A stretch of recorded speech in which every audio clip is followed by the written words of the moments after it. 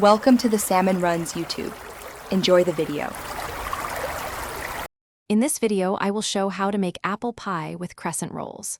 First, gather all your ingredients.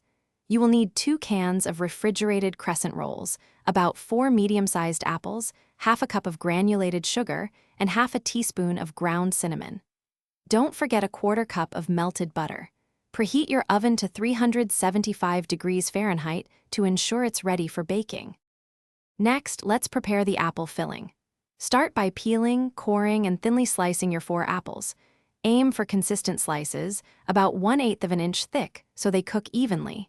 In a medium bowl, combine these apple slices with half a cup of sugar and half a teaspoon of cinnamon. Toss everything together until the apples are well coated with the sweet, spicy mixture. This step is crucial for flavor. Now it's time to assemble our delicious treats. Unroll each crescent roll dough triangle onto a clean, lightly floured surface. Take a small spoonful of your prepared apple mixture and place it at the wide end of each dough triangle. Be careful not to overfill them.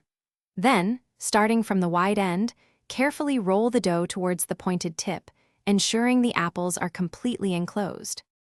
Finally, arrange your rolled apple crescent rolls on a baking sheet. Brush the tops of each roll with the remaining melted butter for a beautiful golden finish.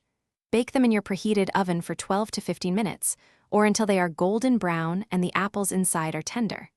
Let them cool slightly before serving. They are wonderful warm with a scoop of vanilla ice cream. Check the description for a link to the Shark AI Ultra Robot Vacuum and other great deals. Thanks for watching.